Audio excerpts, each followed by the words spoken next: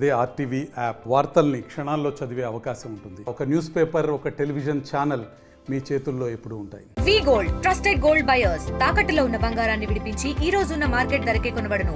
మరిన్ని వివరాలకు సంప్రదించండి 7710 పెహల్గాం దాడుల గురించి మీ అందరికీ తెలిసిన విషయమే. 26 మంది బలి తీసుకున్నారు, అమాయకుల్ని. అందులో మేము కూడా ఇంపాక్ట్ అయ్యాము. కానీ కేంద్ర ప్రభుత్వము రెస్పాండ్ అయిన విధానము, మొట్టమొదటిగా సింధు జలాలని ఆపటము, వాళ్ళ మీద ఆర్థికంగా దెబ్బ కొట్టడము, ఈ మిల్క్ ప్రోడక్ట్స్, మెడిసిన్స్ వాటి మీద ఇంపాక్ట్ అవ్వటము, వాళ్ళని ఆర్థికంగా దెబ్బ కొట్టడం అనేది, ఆ తరువాత ఈ ఆపరేషన్ సింధూర్ అనేది జరగటము, ఈ 9 ప్రదేశాల్లో వాళ్ళని ఉగ్రవాదులను ఎవరైతే ఉన్నారో వాళ్ళని మట్టుబెట్టడము, ఇలాంటి పరిస్థితుల్లో క్విక్గా రెస్పాండ్ అవ్వటం అనేది మాకు ఎంతో కొంత ఓదార్పుగా అనిపిస్తుంది. దానికి మేము కృతజ్ఞత చెప్తున్నాము గవర్నమెంట్కి. ఇప్పటికి కూడా మేము కోలుకోలేకపోతున్నాము, కానీ ఎంతో కొంత ఓదార్పు అవన్నీ జరుగుతూ ఉన్నాయండి. ఈ టైంలో రెస్పాండ్ అవ్వటం అనేది అంత కరెక్ట్ కాదు. మాకైతే మమ్మల్ని వచ్చి పరామర్శించిన విధానము, ఎంతమంది దగ్గరుండి మా బావగారు అంతా కోఆర్డినేట్ చేస్తూ మాకు చాలా బాగా ఎంతో కొంత, అసలు మాకు ఏం జరిగిందనేది అర్థం కాని పరిస్థితుల్లో ఇంతమంది ఓదార్పు అనేది అదొక్కటే మాకు కొంచెం రిలీఫ్గా అనిపించిందండి. మా తల్లిదండ్రులకి ముఖ్యంగా మేము ఫేస్ చేయలేని పరిస్థితి, వాళ్ళకి ఏం చెప్పాలో తెలియని పరిస్థితి. వాళ్ళని మాకు పొలిటీషియన్స్ గురించి అవంతా తెలియదండి, కానీ ఎంతమంది వచ్చారు, ఏ విధంగా రెస్పాండ్ అయ్యారు, ముఖ్యంగా మరి పవన్ కళ్యాణ్ గారు రెస్పాండ్ అయిన విధానము మాకు అసలు మా ఇంట్లో మనిషిలాగా చాలా ఆనందం వేసిందండి. వాళ్ళు బాధపడుతున్నప్పుడు నేను పవన్ కళ్యాణ్ గారి వీడియోనే చూపించటము, ముఖ్యంగా మంగళగిరిలో ఒకటి జరిగింది కదండి, అది చూపించటము, సంతాప సభ ఇంత తీసుకెళ్ళటము, మినిస్టర్లు అందరూ దగ్గరుండి చేయటము, అవే వాళ్ళకి ఒక 10 నిమిషాలు అవి చూపించటము, కాసేపు ఓదార్చటము.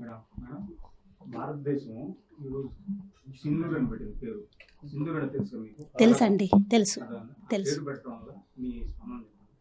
అది ఈరోజు ఉదయాన్నే లేచినప్పుడు స్టేటస్లో చూశానండి. ఇంతవరకు మేము ఫాలో కూడా అవ్వలేకపోతున్నాం.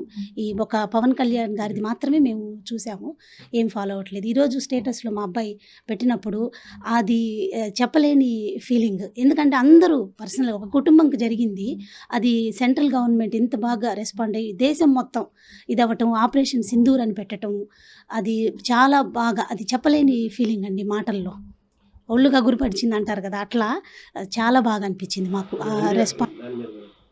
సామాన్యులని కన్నా అమాయకులు సార్, అమాయకులు నిజంగా. మా అన్న కేసు, నాకు మిగతా వాళ్ళని కూడా నేను అందరికీ ఇంకా ఎంత నష్టం జరిగింది, కానీ మా అన్నకు జరిగింది అతి దారుణమైన విషయం అండి. మాకు కళ్ళలో కూడా అసలు అదొక కళను కూడా మేము నమ్మలేని పరిస్థితి. తను మా ఎదురుగానే ఉన్నట్టు మనిషిగా మాకు చూసుకోవడానికి కూడా లేకుండా అయిపోయింది కదండి. ఆ లాస్ట్ ఇది ఏదైతే ఉందో అది మాకు రిజిస్టర్ అవ్వలేదు ఇంతవరకు. సో మాకు తను ఇంకా తిరుగుతున్నట్టే.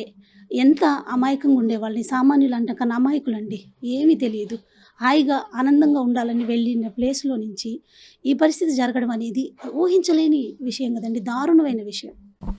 నా బిడ్డని కోల్పోయి పైకి లేవలేని పరిస్థితుల్లో అల్లాడిపోతున్నాము.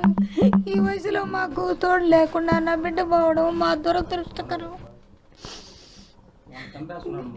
ఇంకేం మాట్లాడలేను నాయన. నేను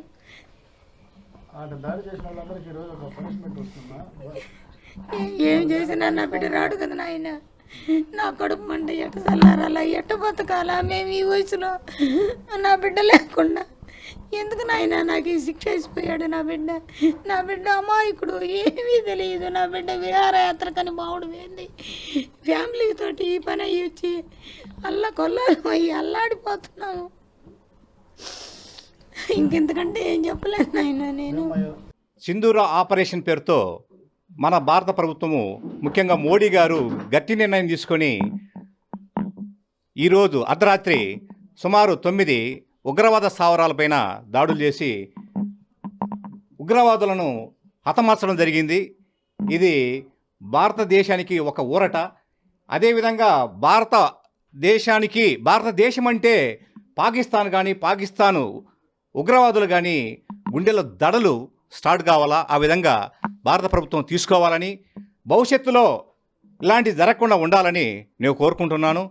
అదేవిధంగా మొన్న జరిగిన ఉగ్రవాది దాడుల్లో మధుసూదన్ రావు ఒక అమాయక వ్యక్తిని బలి తీసుకోవడం జరిగింది ఉగ్రవాదులు. అది యావత్ భారతదేశానే కాకుండా ముఖ్యంగా మన కావలి పట్టణాన్ని ఆ రోజు చాలామంది చెప్తున్నారు 2 రోజులు 3 రోజులు అన్నం తినకుండా చాలామంది ఉన్నారంటే అది ఎంత బాధాకర విషయమో మనం అందరం గ్రహించాలి.